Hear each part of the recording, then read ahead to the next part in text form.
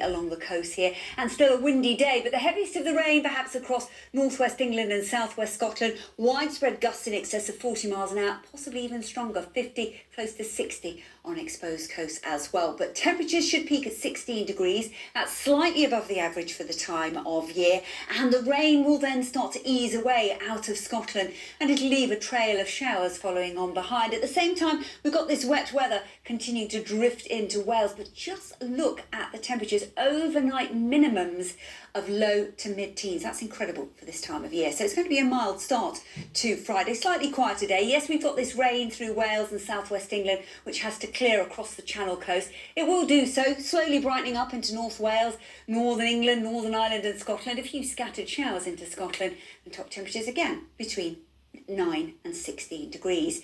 Now, a real gear change, though, for the start of the weekend. Low pressure waiting like buses out in the Atlantic. This significant low on Saturday could be quite a potent storm. It's going to bring a spell of very heavy rain. Look at the brighter colours mixed in there along west-facing slopes. So that will slowly push its way steadily eastwards. A wraparound of persistent rain continues into Scotland and Northern Ireland. And widespread gales, severe gales in places. That's gusts of winds in excess of 60 miles an hour, maybe stronger.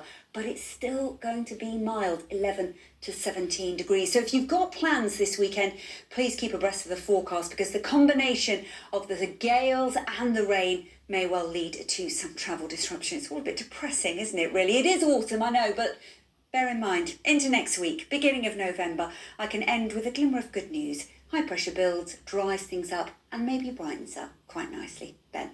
Sounds good. Thanks, Louise. And a reminder of our main stories this lunchtime. While we've been on air, Jeremy Corbyn has been suspended from the Labour Party over his reaction to the Equality and Human Rights Commission's report into anti-Semitism in the Labour Party under his leadership. And almost 100,000 people are catching coronavirus every day in England, according to new research. That's all from the BBC News at 1, so it's goodbye from me. And on BBC One now, we'll join the BBC's news teams where you are. Have a very good afternoon. Hello and welcome to Midlands Today, the headlines this lunchtime. As coronavirus cases rise in 2 Staffordshire hospitals, we ask, could Stoke-on-Trent